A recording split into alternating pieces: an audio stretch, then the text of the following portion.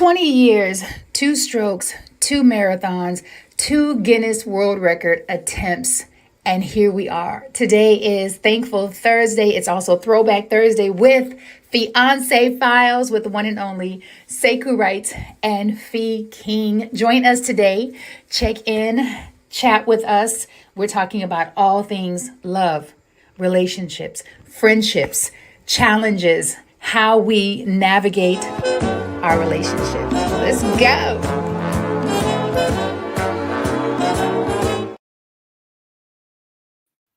Okay, there we go. There we go. Nelson said hi. Yeah. I need to zoom out some. It's okay. That's what you would say. It's fine. It's fine. It's fine. He's the it's fine man. It's fine. It's fine, Fee. And I'm like, no, it's not fine, Sekou. Just calm down. Calm down, Fee King. I think this is it. Crop solo layout to show background. Yeah, there we go. Yeah, a little bit. A little bit. It'll do. Welcome do. to Fiance Files with him. Sekou Wrights. And me, Fee King. And welcome. and we are here on Hey, brother, the Black Empowerment. What's up, Ben? What's up, Ben? Appreciate you being here. So what we're going to talk about today. Well, wait a minute. Let me do the intros. So give thanks to New Thought Media Network for allowing me to grow, to grow. And I also want to thank B for allowing this show to grow and grow and grow. Thank you. And yeah, and now we're going to get into it. All right. So okay. Real conversations. We have real conversations on Fiance Files, on Get Rich 101, on the Fee King Show, because we are real people. Yeah. By the way, I'm actually on hold on a call, so I may need to slip out because it's important. It's important. It's fine. It's fine. We're not on Facebook, and I know you love to say it's fine. That's fine. It's not fine. Let me tell you why it's not fine, babe. No, let's just let it go. But this is where our audience is. It's all right. So it's all right. It's all right. People are watching. So let's go on with the show. So what I wanted to talk about right off the bat is that you were talking yesterday about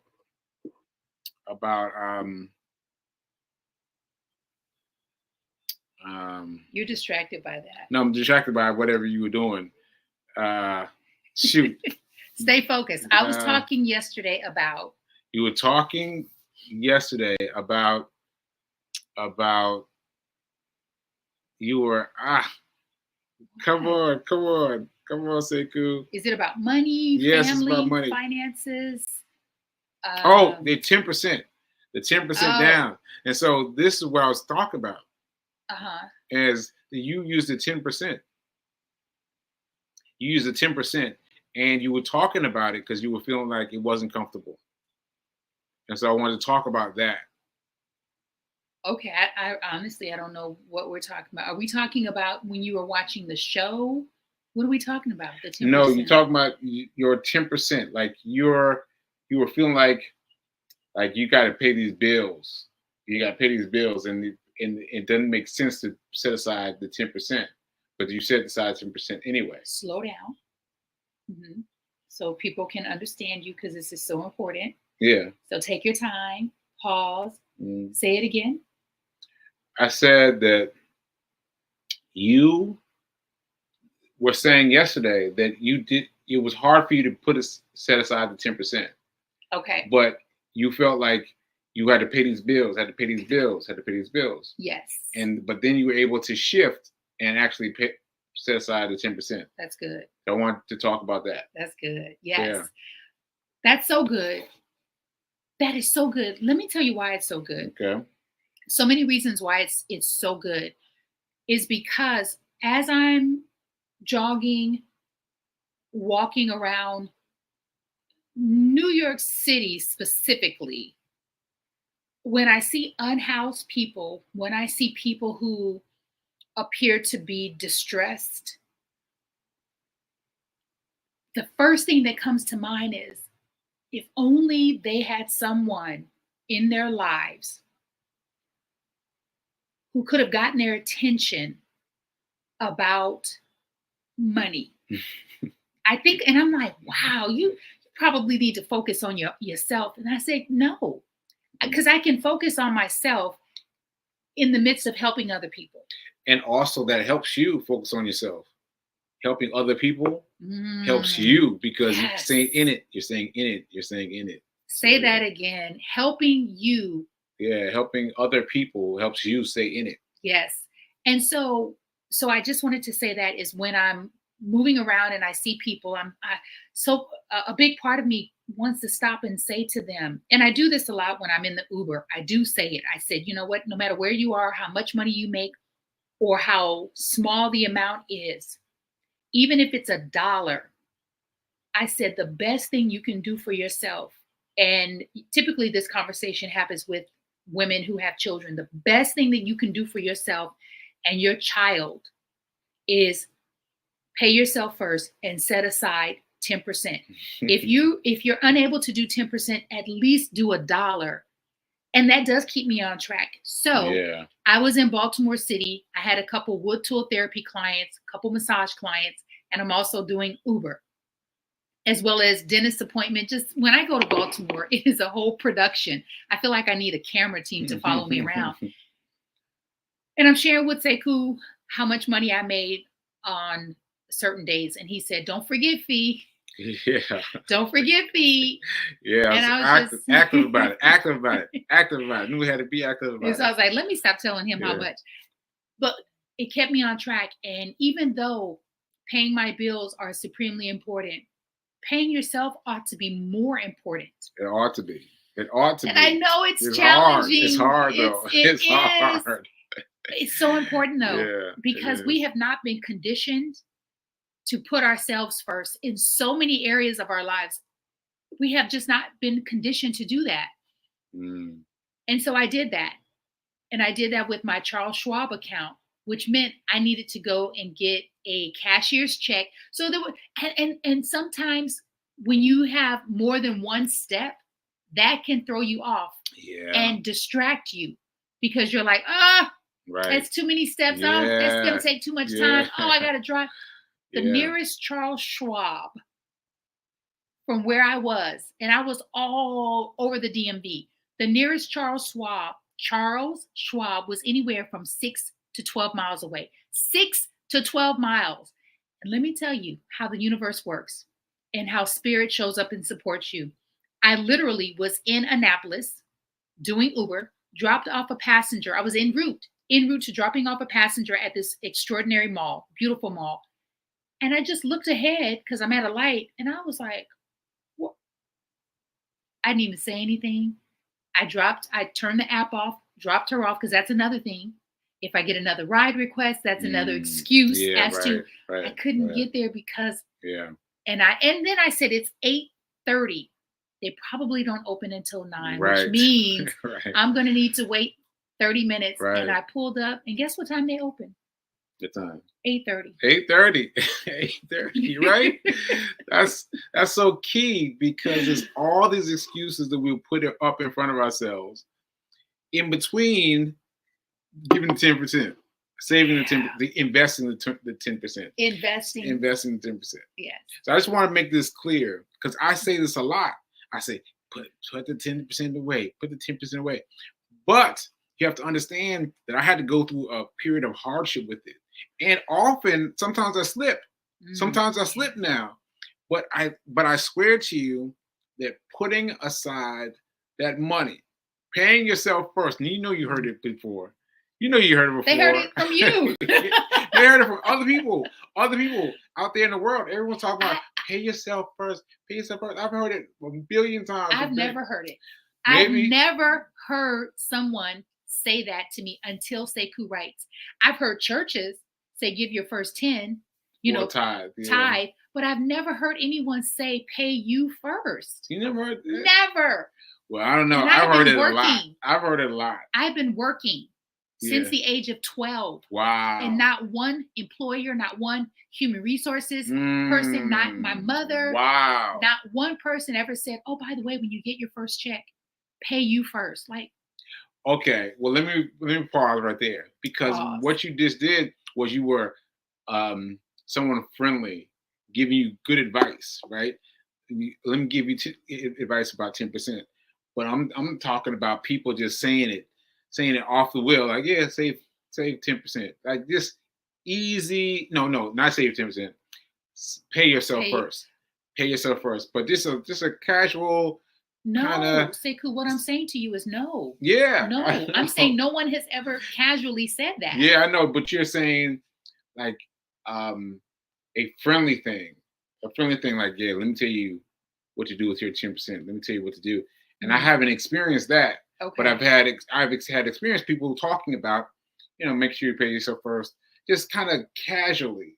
I've heard it in and I don't even know where, but I've heard it, people refer to it before. And so anyway, that's two different ways of being aware of it. But actually one way of being aware of it, and then one way of not quite catching it, right? Mm-hmm. No, not catching, not catching it at all, catching it all. So what I'm saying is, I've said this a lot. I've said this a lot, and I've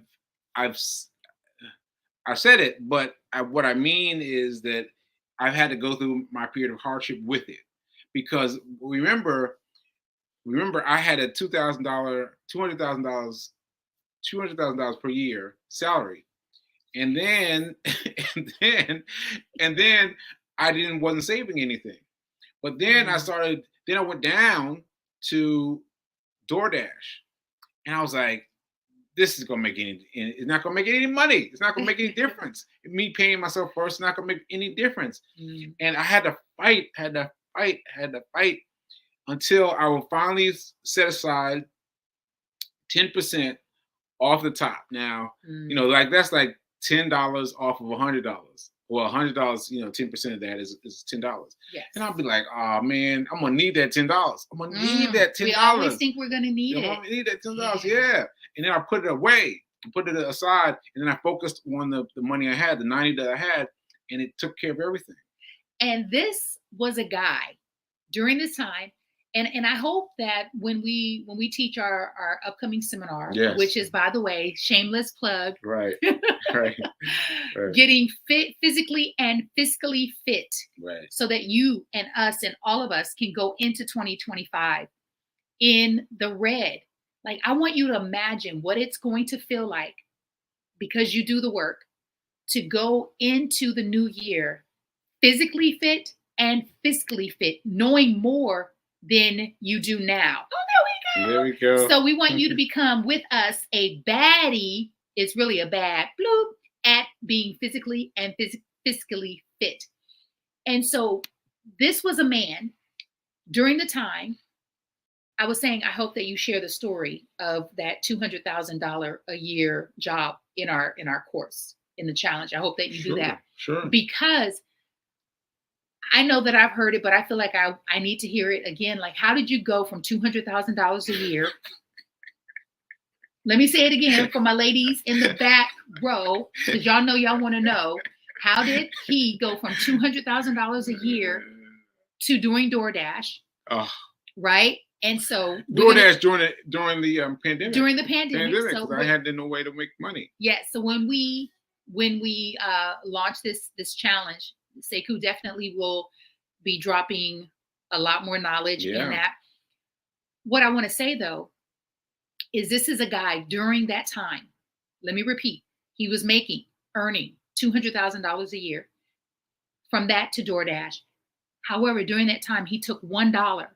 He took $1 and invested it in AMC stocks, which was tanking because there was the rumor that the theaters were going to close because it's COVID. He took $1 and was able to invest it and turn $1 into $1,200. Yes. During the time of Yes. COVID and during the time he Yes. was doing DoorDash. Yes. So The time when people were all upset about losing money, and I was making money yes. during that time. And so look what just popped up. Charles Schwab. Oh yeah. Did you see that? I didn't Oh see my it. goodness. Okay. When I was in, so I decided to do Uber Eats in New Jersey because I want to continue to be able to pay myself first. And so it's important that I continue to keep my eye on the prize of 7 streams of income. And so I said, well, let me just see what I can do with Uber Eats in New Jersey. I personally don't enjoy doing Uber Eats. I said, but I enjoy meeting people. I enjoy seeing the architecture, different areas, and let me see if it's going to be profitable. And it wasn't. It was not what I needed it to be. And do you know, when we got back, Sekou did it with me, by the way. Sekou did the whole time, y'all. I was just like, aren't you ready for me to take you to the train station? Don't you want me? Aren't you tired? I was like, oh. I'm chilling. Because I felt like he was getting bored. Nah, I was cool. The amount of money I made is not even worth mentioning. However, when I got home, I said, you are going to take 10% of this and transfer it into Charles Schwab. And I'll be honest, you can do a thing even though you don't want to. You can do a thing even if it doesn't bring you instant pleasure and gratification. Because we live in a society where I don't want to do it if it's not pleasing to me. I don't want to eat it if it doesn't taste good. Nothing about taking 10% of that small amount of money that I made me feel good, except for thinking about the long-term result. Yes. And you have a long-term result for me, because I went to Charles Schwab and he gave us all kinds of ideas. And we were like, what? What? Yes. So this is Chris Bygraves, who works at the local branch of Charles Schwab. Yes. And was able to hook things up. And so now she's got a very clear goal of turning that money into something that will grow. And I want people to understand, I want you to understand that you can grow from where you are. Yes. You can grow from where you are. Let me just remind people, I was making $200,000 a year. Like, I'm making money now, and I blew all of it. And yet I started saving the money when the pandemic came. That's when I started saving. And that's how I put my money together from there. Yeah. So for me, let me ask you, Sekou, why is it so important for you right now to get yourself financially from where you are to where you want to be? Why is that? Why is there a sense of urgency on that for you? Yeah, because of the pandemic. No, I'm sorry, because of the stroke. Because I had a stroke when I didn't have any benefits. And I was one of those people who was like, I'll get to it. I'll get to it. And to have something as traumatic as a stroke happen and not have any benefits, just it was staggering, the amount of money. So here's an example. I had my stroke at Fisk University. I was giving a commencement address, and the people there got me into an ambulance. The ambulance took me about. Did you say ambulance? Ambulance. Yeah, okay. Ambulance. I was gonna talk about you. Sorry. Sometimes my enunciation gets stuck. It gets stuck from the aphasia. Thank you. I was gonna. Yeah. So I am always encouraging Sekou to go a little deeper and share a little more, because people are watching that you don't know how you can impact and educate them. Yeah. Prime example, and then get back to your story. I have a friend from LA whose boyfriend had a stroke. I had no idea. I had no idea she was watching the show. No idea, because she never comments. she messaged me on Instagram about 2 months ago and shared with me, Fee, I've been watching you and your fiance, and I know he had a stroke. My partner just had a stroke, and she has a host of questions for me. So it's so important that we share more about his stroke, why he had a stroke, what his current symptoms are, because you all get to see him for really a soundbite. This is 30 minutes. Really. Yeah. You don't know. You don't know. You don't know how it is the rest of the 23 and a half hours, 23.5 hours of what he's experiencing. So that's why I pause. He still suffers from aphasia. Aphasia is a speech, language, and memory disorder as a result of the stroke. It affects his short-term memory more than his long-term memory. All right. So thank you so much, Fatima, for sharing. And please share it with the men. Share this with the men because they need to know, and share it with the women so that we can empower our men. Okay. So go ahead. Okay. Sorry. So I have aphasia. That's what she's saying. Yes. And pushing past that, I was saying that the ambulance picked me up at Fisk University and took me a little over a mile from where I was picked up to where I was dropped off. It's a short ride is my point. It's a short ride. And that cost me $1,000. And that was my shortest ambulance ride ever. I mean, I took many ambulance rides since then, and they've all been longer. And so they've all been much more than $1,000. Mm-hmm. And just factoring that in without having benefits, it's like, here you go. Where's my $1,000? Like, what? It's like really traumatic. And so I had to think about money. I didn't realize this, but I had to think about money in a different kind of way.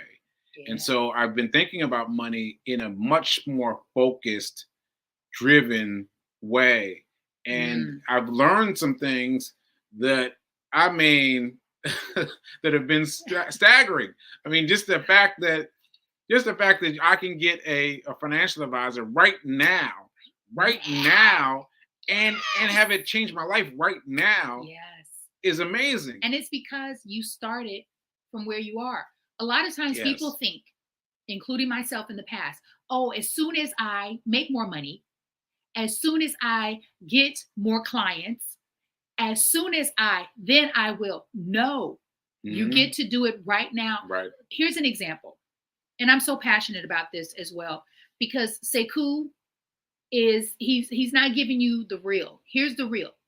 Prior to his stroke, he had just begun going down the rabbit hole of money, investing, stocks, cryptocurrency. You had me buying, what was it on Cash App? What did you have me buying? Cash App. Wow, Cash App. Once again, I didn't know what I was doing. You don't have to know what you're doing.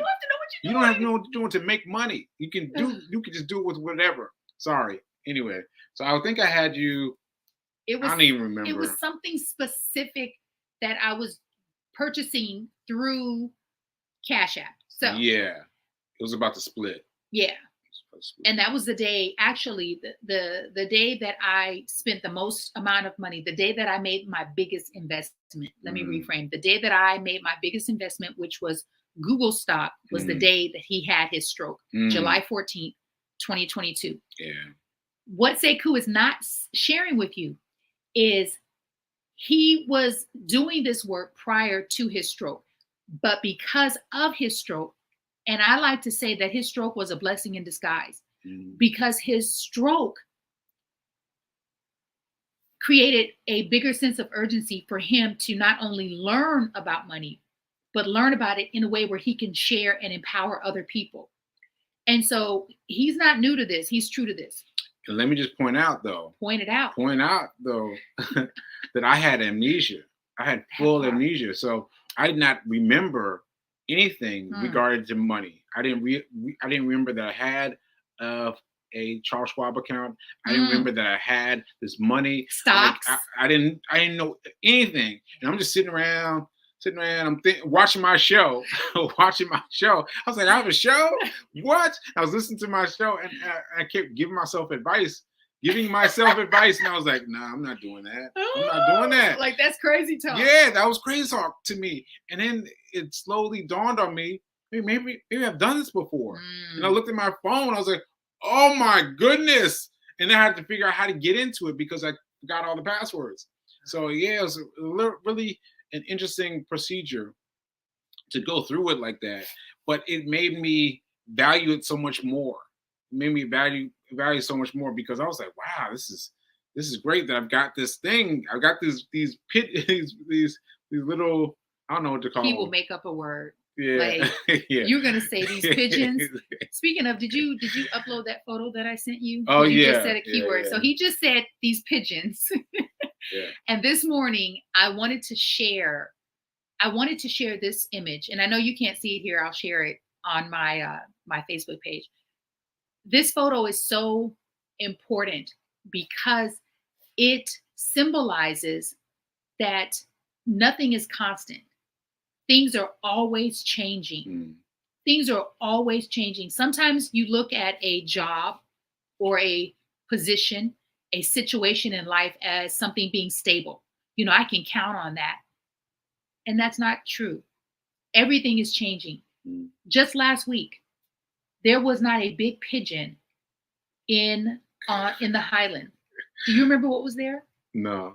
It was this beautiful pink, bright pink, like my Sephora birthday pink lipstick, thanks to Miss Fatima West. It was that bright pink tree with limbs. It was gorgeous. Yeah, I remember that. And it's been changed into this pigeon. And the details in this pigeon that this artist, the details are so precise. It's beautiful. I will share it. And so I wanted to share that with you because we haven't run that way together. And just for me, when I saw it, I said, this is the symbolism of change is inevitable. Change is inevitable. Nothing is staying the same. Everything and everyone is changing every day. And so we get to embrace change. And so for those of you who feel like I did and like I still do sometimes, and like Sekou still does, you feel a little trepidation around money and investing and saving and paying yourself first and growing your money from where you are with whatever you make, know that you can still feel uncomfortable. Yeah. And do it anyway. You can still feel fear around it and do it anyway. You can still feel uncertain and not like, I don't really know what I'm doing. How many things have you done that you didn't know how to do until you did it? Right.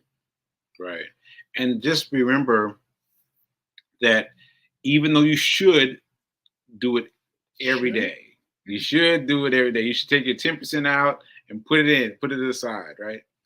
But even though you might slip up sometimes, you got to have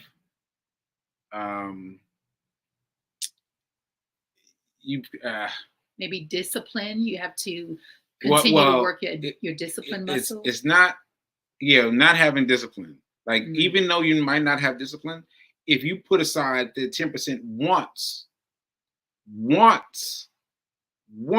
I guarantee you, you're gonna look back and see how much it's grown, and you're gonna be like, "What?" Then put some more in there. All right.